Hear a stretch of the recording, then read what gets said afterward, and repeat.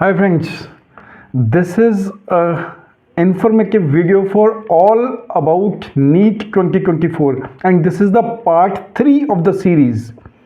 इसमें मैं केमिस्ट्री, इसका सिलेबस और इसका एनालिसिस इसकी बात करूँगा. ऑल द यूनिट्स, ये एग्जाम्पलर जो एनसीईआरटी एग्जाम्पलर्स है इसके साथ बहुत ही डीप स्टडी कीजिएगा.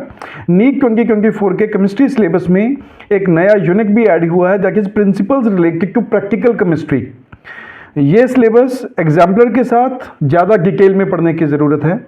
दरअसल मैं एक बात शेयर करता हूँ आपसे. गोवा में बी फार्मा कोर्स के जो 2024 एंड 25 का सेशन है उसमें जेई मेंस 2024 एंड नीट 2024 ऐसे एग्जाम्स में किसी दोनों में से एक में आपको स्टूडेंट्स को बैठना होगा अगर बी फार्मा में गोवा में एडमिशन लेनी है. दोनों ही एग्जाम्स में फिजिक्स एंड केमिस्ट्री है. इसमें दोनों फिजिक्स और केमिस्ट्री में से जिसमें बेटर आप परफॉर्म करेंगे. फॉर एग्जांपल, अगर एक स्टूडेंट ने जेई मेंस के फिजिक्स में 85 मार्क्स लिए और जेई मेंस केमिस्ट्री में 90 मार्क्स लिए, तो नीट में फिजिक्स में 95 मार्क्स लिए, केमिस्ट्री में 85 मार्क्स लिए, तो दैट मीन्स उस स्टूडेंट का जो बेस्ट फिजिक्स स्कोर है वो 95 है, बेस्ट केमिस्ट्री स्कोर है वो 90 है. तो ये दोनों स्कोर्स उसके जुड़ जाएंगे आपस में, वो बी फार्मा कोर्सेज में एडमिशन लेने के लिए हेल्प करेंगे. चाहे कोई भी फिजिक्स दोनों में से किसी में भी अच्छा हो, बेस्ट ऑफ 2. अब ऐसे अलग अलग यूनिवर्सिटी और कॉलेजेस की, अलग अलग इंस्टीट्यूट्स की इस तरह की क्राइटेरिया होने की पॉसिबिलिटी है इस साल में. तो मैं आऊँगा अब दोबारा नीट 2024. इसके लिए नीट 2024 में के एग्जाम्स की इंपॉर्टेंस बढ़ जाएगी अलग अलग इंस्टीट्यूट्स में एडमिशन लेने की, इसलिए कट ऑफ भी ऊपर जाने की पॉसिबिलिटी है. इस चीज़ का ध्यान रखिएगा. नंबर ऑफ स्टूडेंट्स बढ़ेंगे, कट ऑफ ऊपर जाएगी, तो हमें स्ट्रेटजी अपनी अच्छी बनानी होगी. तो अब स्ट्रेटजी अच्छी बनाने के लिए हम बात करते हैं फिजिकल केमिस्ट्री से स्टार्ट करते हैं. तो फिजिकल केमिस्ट्री में 8 यूनिट्स हैं. रिडॉक्स रिएक्शन एंड इलेक्ट्रोकेमिस्ट्री को मिलाकर वो एक यूनिट बन गया, दोनों का प्लस हो गया. 3 units states of matter, solid state and surface chemistry, इसको डिलीट कर दिया गया है. पिछले पेपर्स में इन यूनिट से गिने चुने क्वेश्चंस ही आते थे. ये कभी भी हाई वेटेज वाले यूनिट नहीं रहे. अब सुजेशन क्या आपके लिए, स्टेट ऑफ मैटर यूनिट में आइडियल गैस इक्वेशन होती है जिसके बेस्ड अपॉन सारी फिजिकल केमिस्ट्री में उसे बहुत बार यूज किया जाता है, इसलिए वो जरूर पढ़ें. फिजिकल केमिस्ट्री के न्यू सिलेबस में सबसे ज्यादा वेटेज वाला जो यूनिट है दैट इज इक्विलिब्रियम. इसमें से 2 to 3 क्वेश्चंस सीधे सीधे पूछे जाने की पॉसिबिलिटी है, न्यूमेरिकल भी हो सकते हैं. Second good unit is atomic structure, chemical kinetics and chemical thermodynamics. इन तीनों यूनिट्स में से 2-2 क्वेश्चंस पूछे जा सकते हैं या पूछे जाने की पॉसिबिलिटी है. जो सबसे ज़्यादा सिलेबस इन ऑर्गेनिक केमिस्ट्री से डिलीट किया गया है 2024 में, वो ग्रुप 13 से 18 एलिमेंट्स को मिलाकर पी ब्लॉक एलिमेंट्स एक यूनिट बनाई गई हैं. 3 यूनिट्स जो hydrogen and it's compounds, S block and general principle and process of isolation of elements, इनको डिलीट कर दिया गया है. इनमें से हर साल टोटल 4 क्वेश्चंस ही आते थे. अब सुजेशन क्या है आपके लिए, सिलेबस से हटाए गए तीनों यूनिट्स याद करने वाले टॉपिक्स ही थे. ये तीनों यूनिट्स जो मैंने अभी बताए हैं ये तीनों याद करने वाले टॉपिक थे. लेकिन जो हटाया गया एस ब्लॉक एलिमेंट्स हैं, इसके कुछ टॉपिक्स हैं जैसे पीरियोडिक टेबल को समझने में काफ़ी हेल्प करते हैं, इसलिए उस पोर्शन को, एस ब्लॉक एलिमेंट वाले पोर्शन को ज़रूर पढ़ें. सबसे ज़्यादा वेटेज वाला यूनिट पी ब्लॉक एलिमेंट्स है. इस यूनिट से they can ask 3 questions, 3 question सीधे सीधे आ सकते हैं. अब मैं बात करूंगा ऑर्गेनिक केमिस्ट्री की. जहां आपको लगेगा ना कि मेरी स्पीड थोड़ी सी तेज है, तो पॉज का बटन आपके हाथ में है, स्पीड स्लो करनी आपके हाथ में है, तो आप उसको दोबारा सुनिए, पर किसी भी इंफॉर्मेशन को आप इग्नोर मत कीजिएगा. ऑर्गेनिक केमिस्ट्री के सिलेबस में 7 यूनिट्स हैं. 3 units environmental chemistry, polymer chemistry and chemistry in everyday life, इनको हटा दिया गया है, डिलीट कर दिया गया है. इन तीनों यूनिट में से maximum 4 questions are generally they use to ask 4 questions. सिर्फ छोटे यूनिट्स को ही सिलेबस से हटाया गया है, ध्यान रखिएगा. बड़े यूनिट्स अभी भी these units are still in syllabus. इसके लिए सजेशंस में आपको क्या देना चाहूंगा, जो पॉलीमर यूनिट है इसकी कुछ डेफिनेशंस हैं जिसको ऑर्गेनिक केमिस्ट्री में यूज किया जाता है. जैसे हाइड्रोकार्बन यूनिट है, उसको समझने में पॉलीमर्स की ज़रूरत पड़ेगी, पॉलीमर्स की कुछ डेफिनेशंस को, इसलिए इनको इग्नोर मत कीजिएगा। न्यू सिलेबस में ज़्यादा वेटेज वाला यूनिट अब क्या बनेगा, some basic concepts of organic chemistry, some basic principles of organic chemistry. इससे 3 to 4 क्वेश्चंस आने की पॉसिबिलिटी है।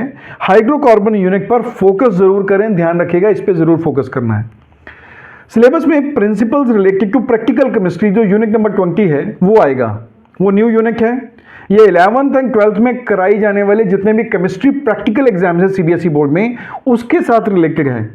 ये एक न्यू इनिशिएटिव है, नया स्टेप लिया है जो स्टूडेंट्स को केमिस्ट्री के प्रैक्टिकल वर्क से भी जोड़ेगा। सभी स्कूलों को अब प्रैक्टिकल क्लासेस पर भी बहुत अच्छे से ध्यान देना होगा और जोर भी देना होगा। JEE Mains and JEE advance in exams में पहले से ही प्रैक्टिकल केमिस्ट्री के रिलेटेड क्वेश्चंस पूछे जाते रहे हैं, पर अब नीट में भी प्रैक्टिकल केमिस्ट्री की इंपॉर्टेंस बढ़ गई है, इसकी इंपॉर्टेंस और बढ़ेगी। ऐसे में इससे रिलेटेड क्वेश्चंस पूछने की पॉसिबिलिटी और प्रोबेबिलिटी दोनों बढ़ जाएंगे। साल्ट एनालिसिस इसका बहुत इंपॉर्टेंट टॉपिक है, never ignore this.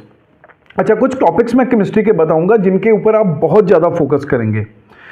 Atomic structure है, एटॉमिक स्ट्रक्चर यूनिट में जो टॉपिक्स हैं आप उस पर फोकस करेंगे वो है atomic models, electronic configuration, you will never ignore. Atomic properties को आप कभी मत छोड़िएगा, इसमें से क्वेश्चंस आने की पॉसिबिलिटी है। मैं बात करूंगा chemical bonding and equilibrium structure की। इस यूनिट में chemical bond, molecular geometry, intermolecular forces, इनके ऊपर इनमें से क्वेश्चंस आ सकते हैं, वेदर न्यूमेरिकल और कंसेप्चुअल और स्टेटमेंट वाइज क्वेश्चंस, ये जरूर ध्यान दीजिएगा।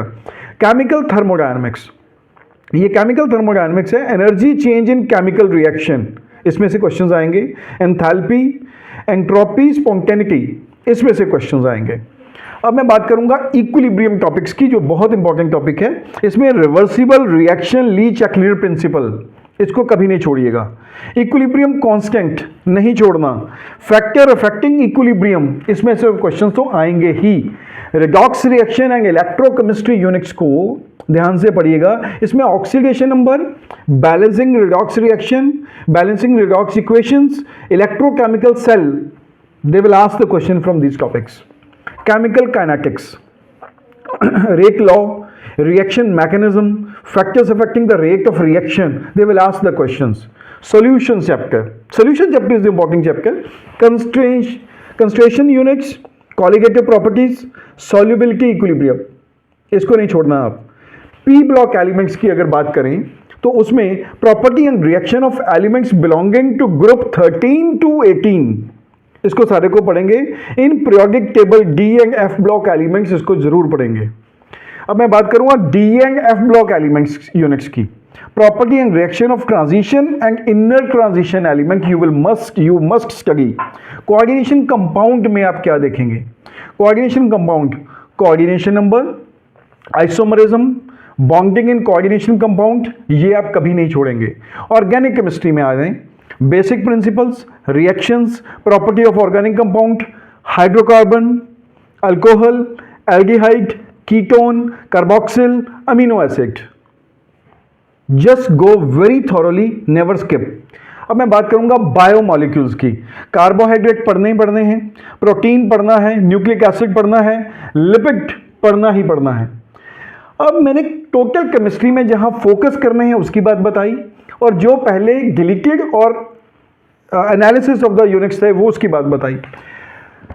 मैंने 3 सीरीज में physics, chemistry, bio, physics and third में केमिस्ट्री डील किया है। हो सकता है आपके तक यही वीडियो पहुंची हो, तो आप सर्च कीजिए, मेरा चैनल है career scouts, CARERSCOUTS, career scouts. आप उसको सब्सक्राइब कीजिए।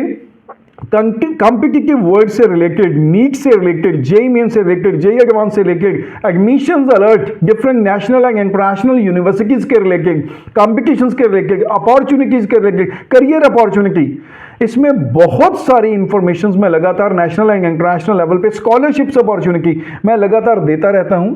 जितने भी कॉम्पिटिशंस आते हैं, आप इसको, चैनल को सब्सक्राइब कीजिए और इस इंफॉर्मेशन को फर्दर बहुत सारे स्टूडेंट्स तक पहुंचाइए, जिससे मैक्सिमम बेनिफिट हो सकता है। Thank you so much, all the best.